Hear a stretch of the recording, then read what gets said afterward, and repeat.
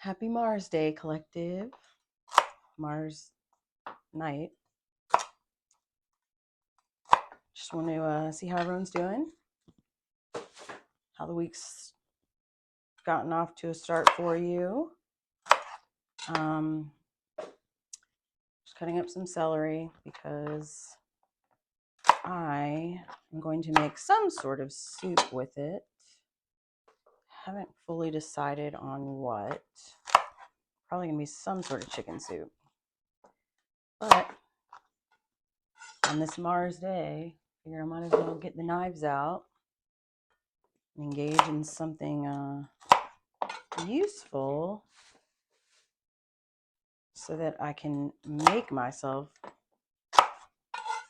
use this celery in a productive way instead of just sitting there trying to come up with a definitive plan for the celery before I cut it up.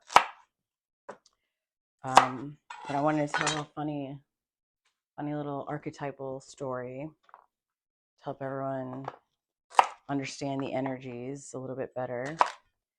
So last night, I went over to a friend's house for a little while to sit with their kid while they were handling some things. And this kid he just turned 7. And I think it's like a really great example of these archetypes, just like the interaction we had last night.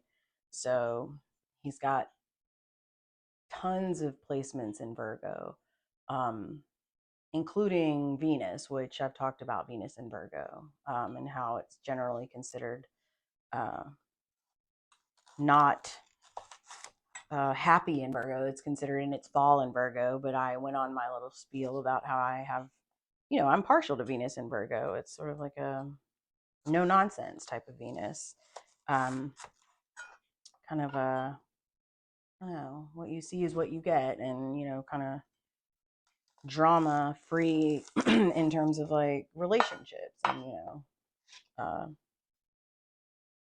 balance and harmony and generally Venusian things. It might not be the most lovey-dovey Venus, but it's a solid, it's an earth Venus. So this is actually the last day that Venus is in Virgo. Tomorrow it will enter Libra, which is one of the signs ruled by Venus. The other one is Taurus.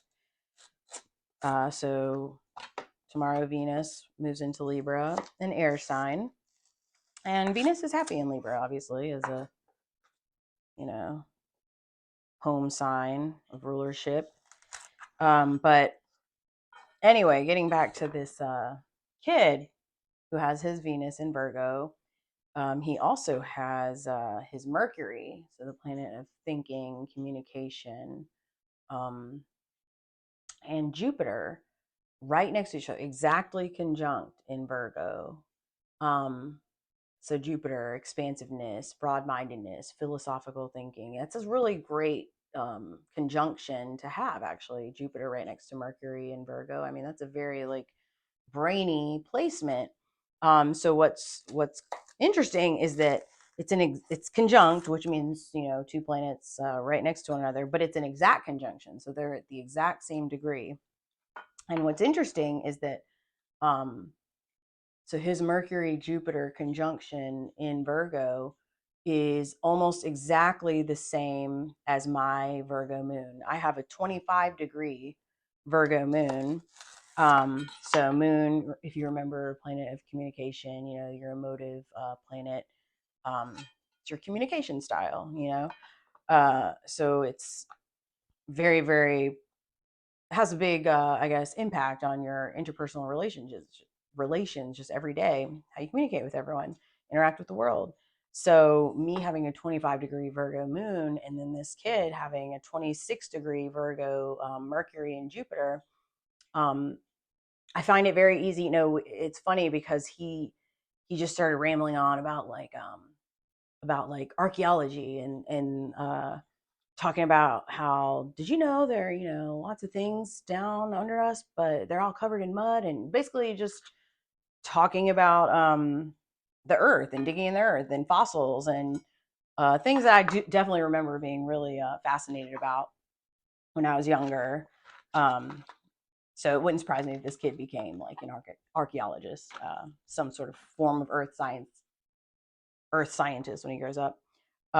So he's going on and on about like, digging in the mud and like what you find. And he was like, I wonder what's beneath us right now. And, I'm just sitting there with my moon in Virgo, 1 degree away from his Jupiter and Mercury. And I'm just like jumping right in. I'm like, yeah, I think about that a lot. And then we start talking about the pyramids. And I was like saying, hey, I don't know what they're still teaching in school, but did you know that back in my day, they told us that the pyramids were basically meant for like royal burials of mummies and stuff. And now, when I was actually looking into this recently, which I was, and now, they think the pyramids have a totally different purpose, and that they almost serve as like, when you apply, I didn't talk about sacred geometry with this kid. I mean, let's be real. No 7-year-old wants to hear about that. But I did say they think it's for a different purpose, something more having to do with like celestial alignment, or like maybe like getting energy from the earth, or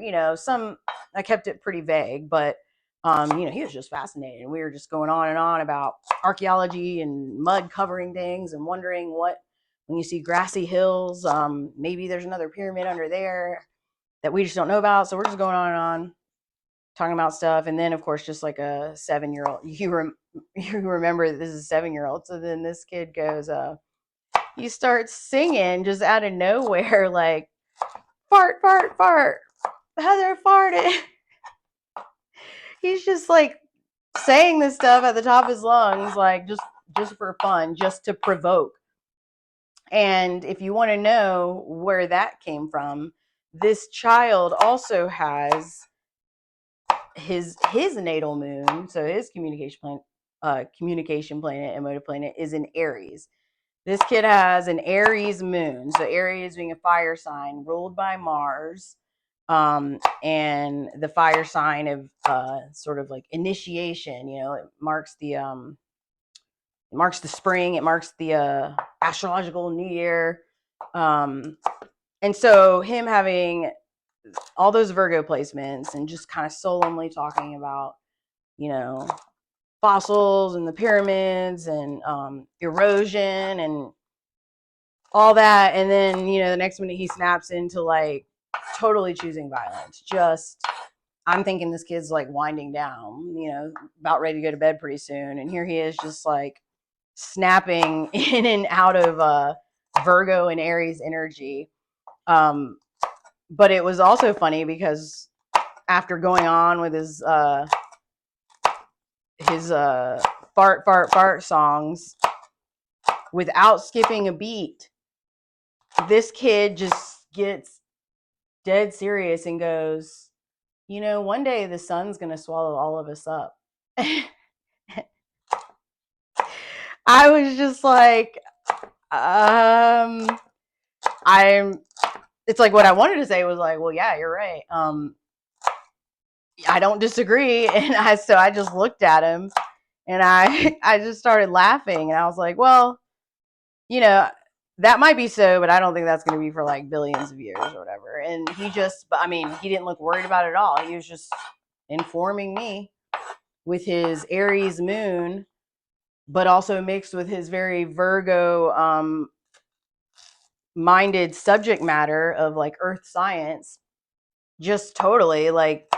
And this was like 10 minutes before his bedtime. He had gone upstairs and got himself ready for bed, and then came down for one last scare. I thought it was just going to be sort of like, okay, I changed into my bedclothes, and then like getting some water and going up to bed. But he just chose one little act of violence one little nugget to drop before he goes upstairs. And so in terms of archetypal energy, kids are such good learning opportunities for me, especially because it's like the most uninterrupted expression of those energies. So when you have friends, who have allowed you to like see this child's, like, you know, you have the birth information and you do the chart, and then you get the benefit of like knowing the parents and their chart and their personalities and their placements, and then getting to see this kid's chart and watching him grow for the first 7 years of his life. I mean, there is no better learning experience when it comes to astrology and how patterns of behavior manifest based on certain placements than that. So if you ever wonder, if you ever have somebody that you know who has a fire sign moon, but especially an Aries moon, they probably are known to say stuff like, everyone's having a good time, it's all fun and games, and then they just drop that little nugget on everyone to where you're like, now why would you say that? But again, he's a really good kid, and he is a really fun kid to be around when it comes to like seeing these things play out in a totally like unmasked, just totally unapologetic way. So a little lesson in Virgo energy and Aries energy when paired together. But I wanted to touch really quickly, just as like a sort of more broad lesson for everyone. I've talked about elements, you know, earth, air, fire, water, specifically focusing on the fixed elements, Aquarius, Scorpio, Leo, and Taurus. But those aren't, of course, the only earth, air, fire, water signs. There are 4 elements, but then there are 3 modalities. So the point of this video is to basically get everyone familiar with elements and modalities. So elements: earth, air, fire, water. All of the earth signs are Capricorn, Virgo, Taurus. All of the air signs are Aquarius, Libra, and Gemini. All of the water signs are Cancer, Pisces, Scorpio, and all of the fire signs are Aries, Leo, and Sagittarius. Within all of those, there are 3 what we call modalities. Now, modalities describe the nature of the energy, so not the element, but the nature of it. And I find that when you really, especially when you look at group dynamics, these really, really play out in ways that, especially when you like are able to know some birth information of, you know, friends, coworkers, or whatever, and you see how these play out in group dynamics, it really drives home the nature of modalities. So the 3 modalities, I've talked about one, fixed, but then the other 2 are cardinal and mutable. Now, cardinal, I think the easiest way to think of cardinal is you think of cardinal sign, you know, the cardinal signs. You think of, they mark the initiation of the seasons. So the first cardinal sign is Aries, and so that's cardinal fire.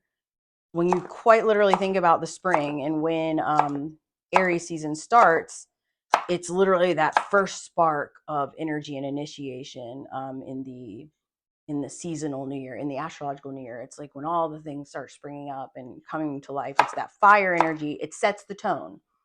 So that's basically what cardinal energy does. And then when you look at the next seasonal change, that would be cardinal water. That would be Cancer. So that marks the summer solstice. Cancer is cardinal water.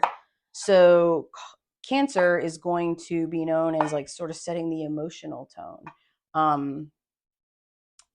Now, again, Cancer is generally represented. It's I think a good way to describe the water element of Cancer is a river, because Cancer is ruled by the moon, and therefore the moon changes signs every 2.5 days, which I've mentioned. Cancer is generally like very, there's an emotional intelligence, like a very intuitive energy with Cancer, because, you know, every 2.5 days you're experiencing all of these archetypes as the moon moves, your ruling planet, if you're Cancer rising, moves through all of these archetypes, all the signs of the zodiac. So it's cardinal water. So in other words, if you've got a Cancer in the group and the Cancer is not happy, everyone in the group is going to kind of know it. It is going to kind of set the emotional tone. So that's, we've got your cardinal fire, Aries, then you've got your cardinal water, Cancer, and then the next cardinal sign, which would be the next change of the season, that's going to be Libra. That's cardinal air. So that's going to be sort of, if you've got like a Libra in the group, their ideas often have a way of setting the tone. So, and this is especially, I mean, this could apply to sun signs, but this is especially true with like moons, of course, because I've said it's the communication, emotive planet in everyone's chart, which is why I think it's so important, because most people, they know their sun signs, but they don't know their moon. So Libra being cardinal air energy, that marks the initiation of fall. And, that's why I think fall has a sort of initiation tone to it that is different than the initiation tone, in my opinion, and in my experience of the seasons of spring, because spring is almost just like, it's automatic. It's like the fire, it's the spark that's already sort of like, you can kind of already know what's coming. It's something that you've been working towards. Like, it's sort of like if you look at plants, um, everything's laid dormant, from winter, the end of the year before, and including at the beginning of the year. And then so when Aries season comes up, the cardinal fire, it's kind of already like, the tone is already, or not the tone, but the action is pretty predictable. We already know what's going to spring up because we put the bulbs in the fall. And so I always sort of look at autumn as more of like this idea, because that's where the ideas come, the cardinal air, therefore communication, ideas, thoughts.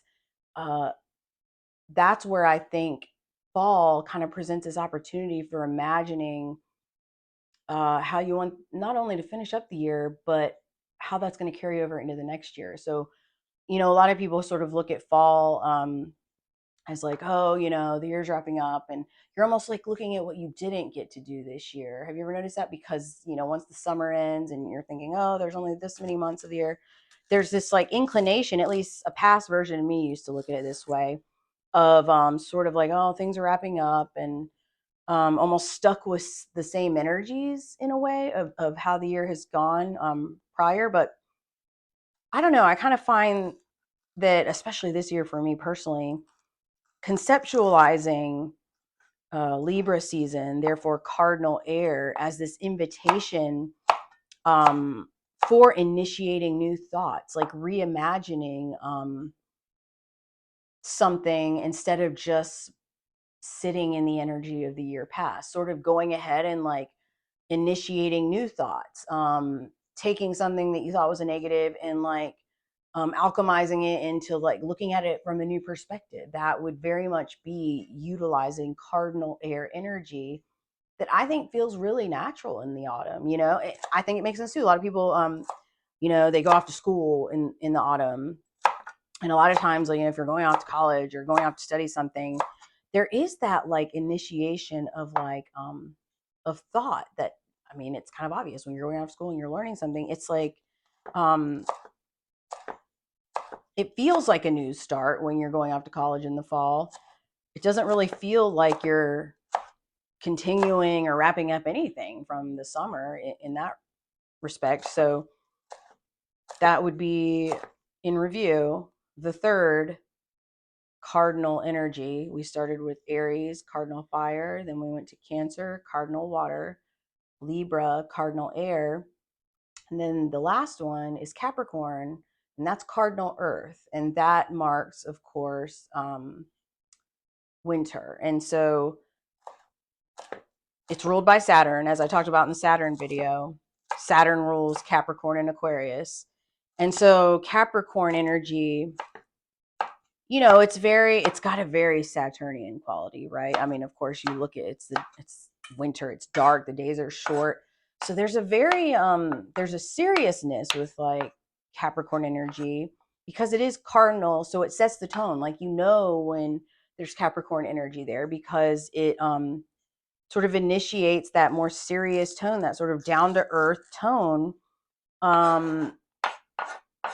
that you kind of neat at times, of course. Now it is being very Saturnian ruled, and Earth, which is very like stable. Earth energy is stable. It doesn't like change no matter what the modality is. Earth energy is just notoriously stable, which is all you sense it when it's there. You need it. It gives everyone, it's almost that like security blanket in a way. When there's a lot of earth sign energy, because they have a talent for making things happen in the real world in a way that it's like different from fire sign energy. Fire is energy, and that spark, and sort of getting the knives out and cutting, but like earth energy really like makes it stable, makes it solid, makes it like tangible, and like grounded in the 3D reality that we live in. So that would be the fourth cardinal energy, Capricorn, cardinal earth.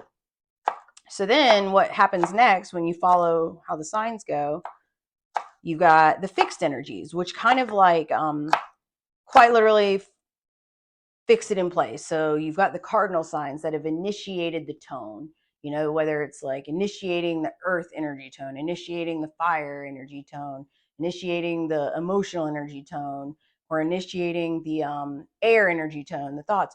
So that is always followed, the next sign, by a fixed sign. You need the fixed signs to quite literally fix that in place, to be like, okay, this is the idea, this is the spark that the sign before me has initiated. I'm going to pin it down. And so it's easy to remember because it is quite literally fixing the initiative energy of the sign that came before it. So when we go back to Aries, of our cardinal fire, that's followed by fixed earth, Taurus. Any Taurus you've ever known, that is like notoriously a stubborn sign, because not only is it earth, which is fixed energy, which is solid. I personally, I love a Taurus. I've always known, when I started learning astrology and looked back at like the people that I've just naturally gravitated towards, the energies that gravitate towards me and vice versa, Taurus energy is just right up there. I love a Taurus. And so Taurus earth energy is the fixed energy that sort of pins down what was started by Aries, sort of makes it real, makes it concrete. Aries says the spring bulbs pop up. It's just sort of that beginning of spring, and here comes the stuff popping up. And now Taurus, being fixed earth, Taurus is like, okay, let's go ahead and like prop them up with our little plant supports, and let's put on a fresh layer of topsoil, and let's spruce up these beds. Taurus is like, let's get out there and like really pin this all down. We've set the tone. We're gonna fix it with the fixed Taurus earth. So next you've got the next, I guess, fixed energy following Cancer. Of course, you've got your Cancer water initiation, setting the emotional tone. That's going to be followed by Leo, and Leo is fixed fire. And anyone that's known a Leo is, a Leo. One thing a Leo is going to do is like be a leader. They're represented by the sun.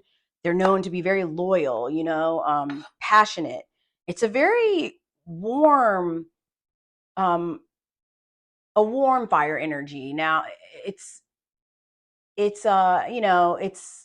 unlike Aries in that, Aries is ruled by Mars, which is like, god of war. I mean, it's like more combative, but a Leo is ruled by the sun. Like the sun shines. And I just think that it's a really intuitive, like it makes sense juxtaposed following Cancer.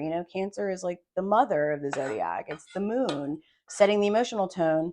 Well, then you need that Leo, that loyal, like shining like the sun, that I'm the leader, I'll lead us there. I'll lead the way, and do my best.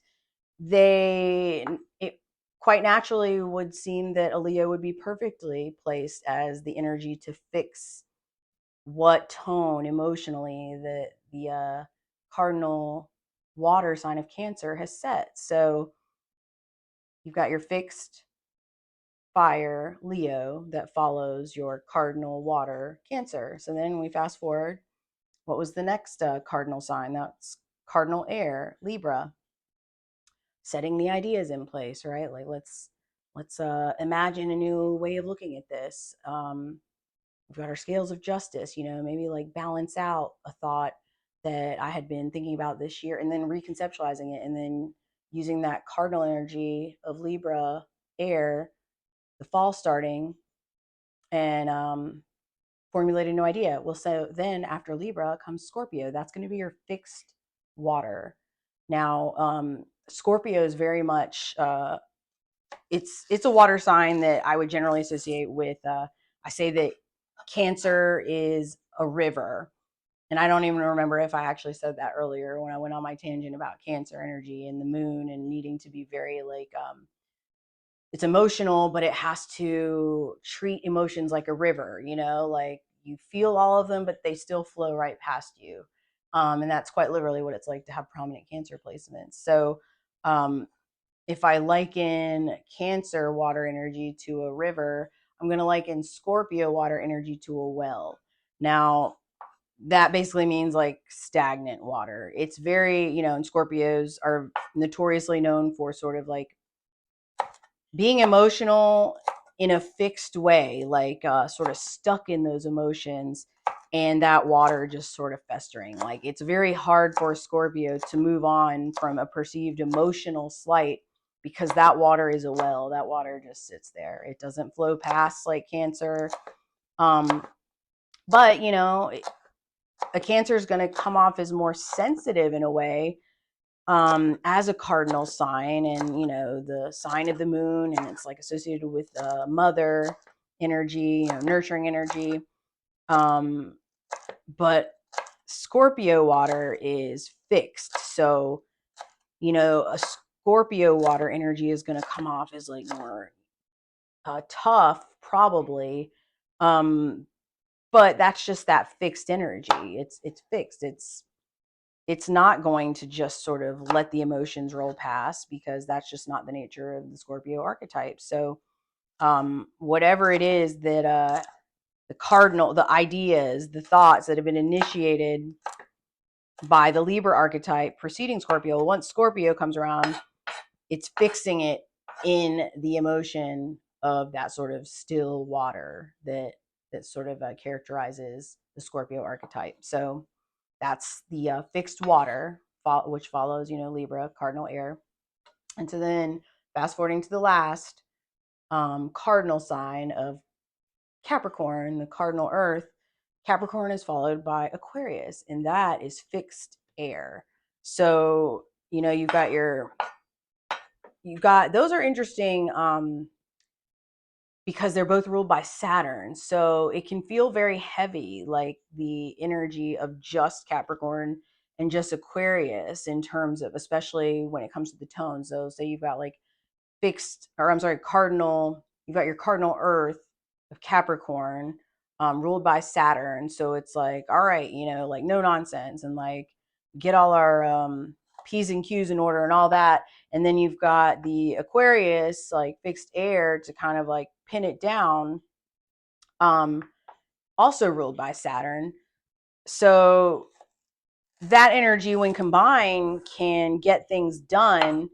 But Aquarius being fixed air, which is ideas, communication, all that, it would be important for the Capricorn energy, that set the tone, to at least be able to have an exchange, like a reciprocity, working with the sign after it, Aquarius, that's pinning it down, that fixes that initiation energy, the earth energy of Capricorn. So that can be a difficult dynamic, actually, because being both ruled by Saturn, um, you know, Capricorn is cardinal energy, but it can tend to act as a fixed modality as well. And I think that that's that Saturnian influence. So it would be important for Capricorn energy to understand that, yes, you setting the tone is important, and that Saturnian energy is important, and nailing it down into something,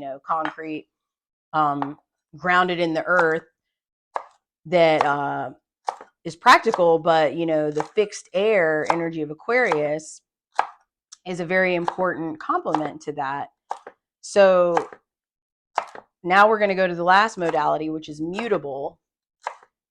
Mutable quite literally means what it sounds like. It's very free flowing. Mutable energy is very important because not everyone can be fixed energy and not everyone can initiate. You need the third modality of mutable that can sort of like ebb and flow. It can work with whatever energies are around it. So if you've ever noticed, the signs that we haven't covered, so we've got Gemini, mutable air.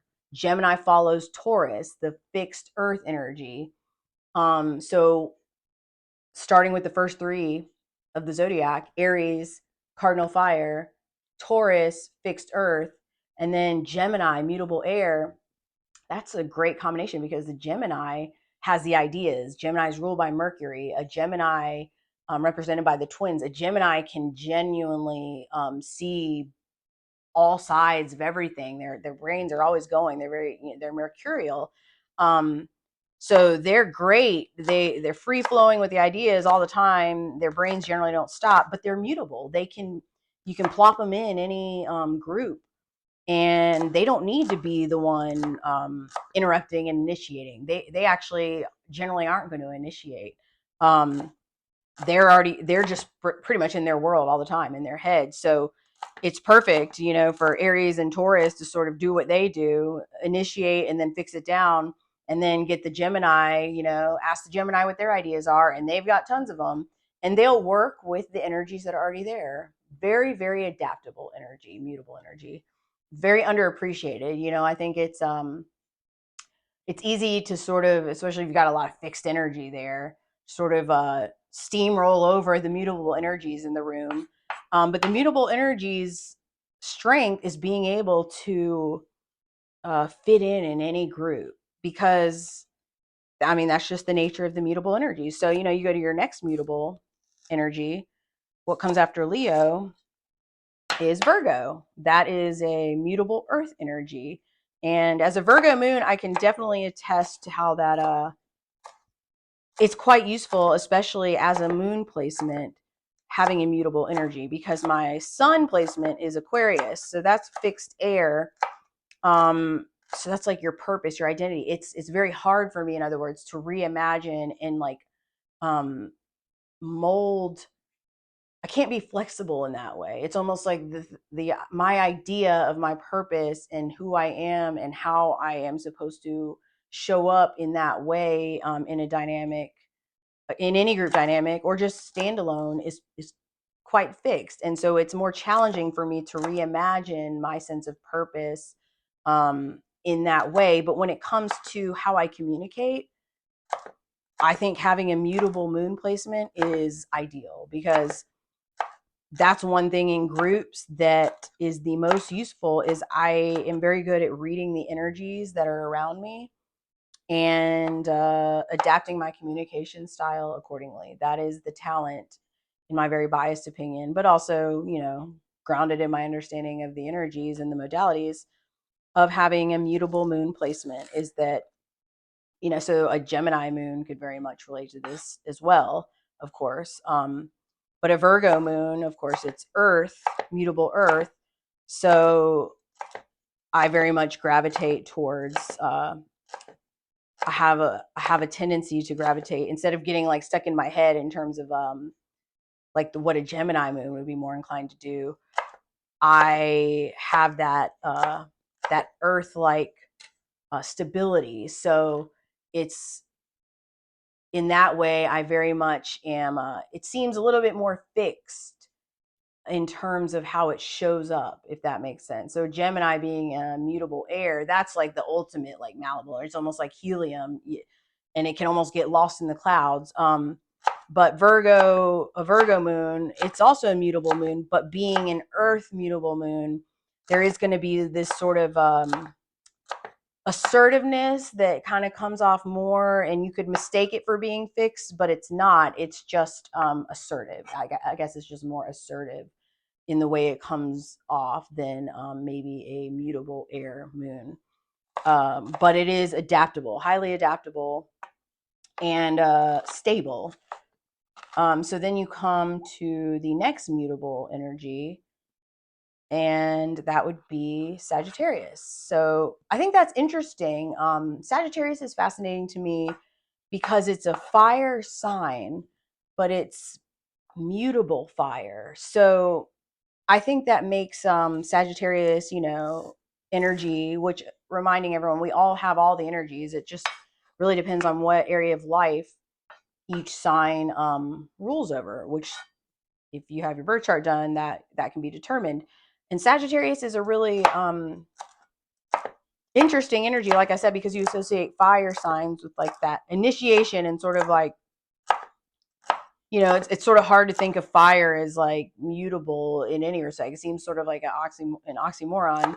But I almost look at it as like, especially when you look at the season, it's December. It could be the end of October, or I'm sorry, November. I actually don't remember, but it's the end of the year. It's, sort of how we end the year. So there's that warmth. You think of like the season, the holiday season, and it's got that warmth. It's got that optimism. It's got the broad-mindedness, the philosophical thinking, the higher principles, like think of the sentiments that come out of you in the holidays. It's that higher level vibration that you like to think that we're all sort of like operating within in the holiday season.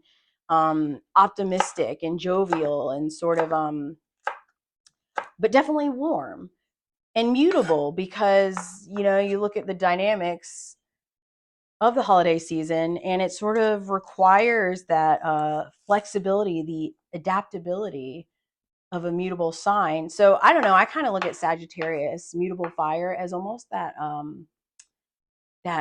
big like log, big Yule log. It's like it's steady warmth.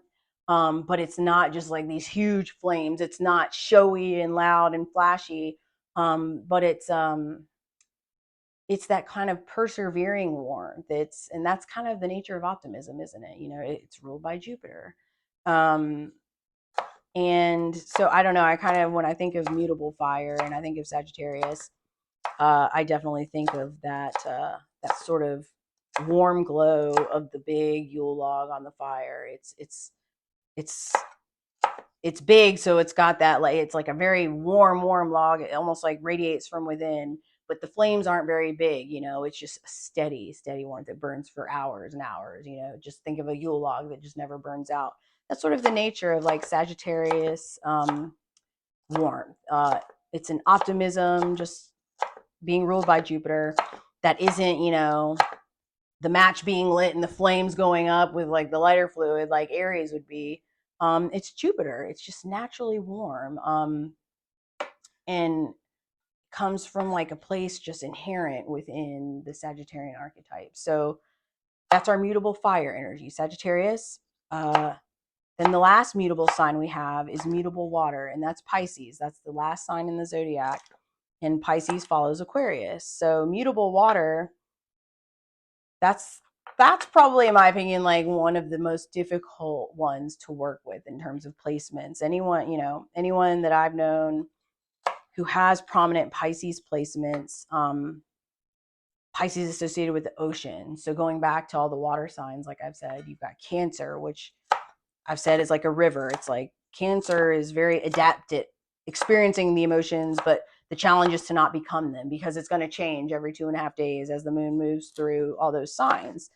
So it's the river, the water, and then like Scorpio, sort of like that well, that festering, and that one emotion that just is stuck in the well. And that's stagnant water. That's not easy, but it's like fixed and sort of like buried and guarded. But Pisces, poor Pisces, I swear, Pisces is the ocean. Pisces, just the existence of Pisces energy, especially if you have your moon in Pisces, that's the ocean. And it's the ocean of emotion. It's like all the emotions that ever were. That's where Pisces lives all the time. That's Piscean energy. It's just it's very dreamy and ethereal, and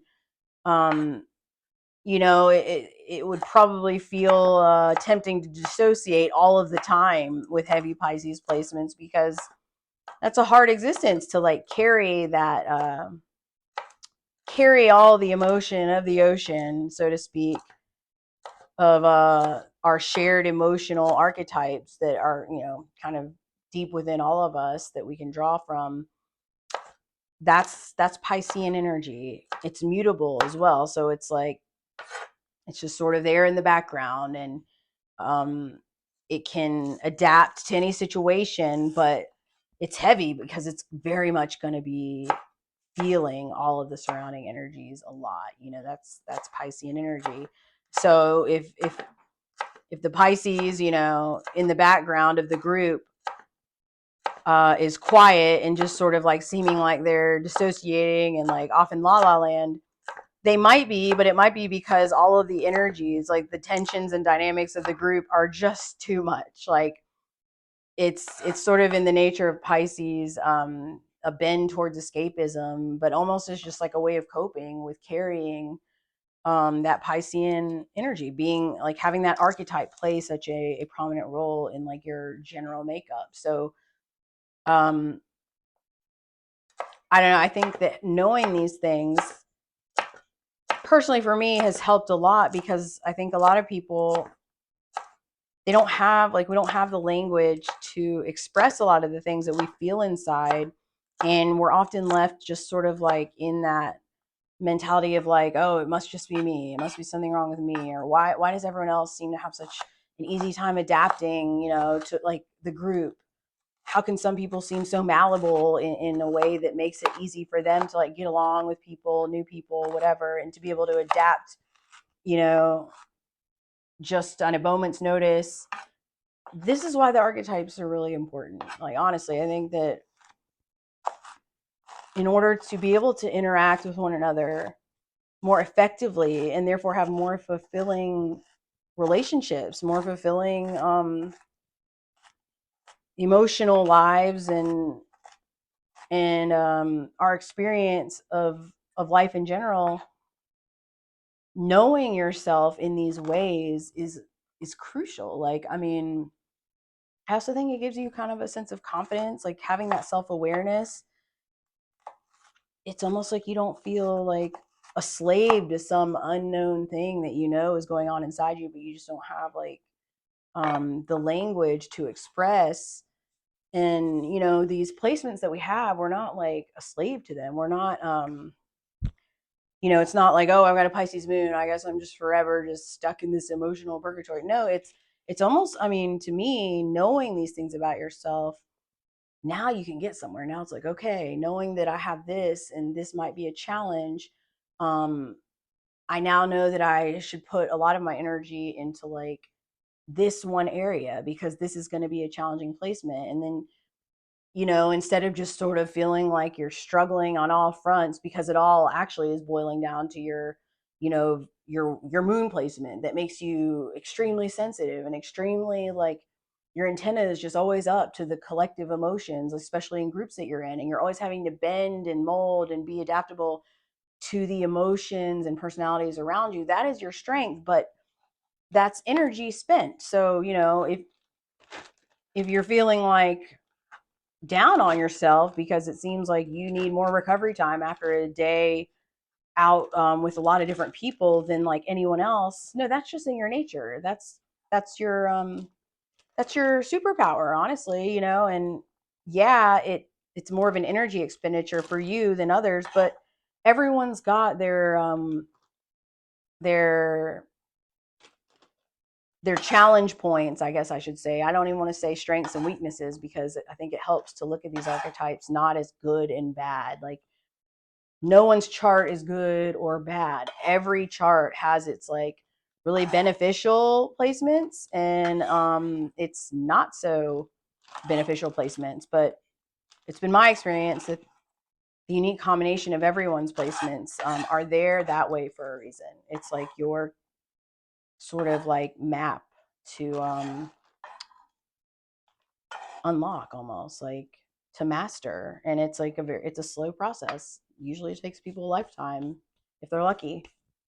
So I hope this lesson on elements and modalities has at least given you a framework moving forward, and maybe planted a little seed of curiosity for you to learn more about what your chart says about you, and therefore making it easier for you over time to align with the natural world, like, because you are a part of it. You are, um, there are energies that influence the way you feel and maneuver and operate within the 3D world at any given time, like all the time. And maybe you're someone that doesn't really care no more, and life is just really smooth and easy for you no matter what you do. Well, that's awesome, and honestly, more power to you.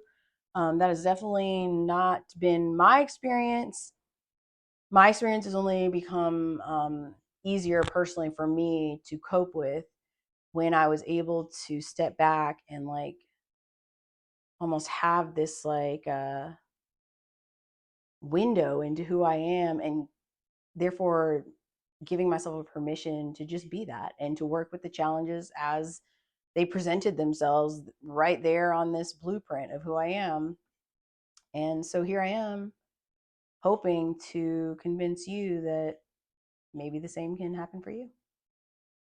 On that note, hope you take care of yourselves. Till next time.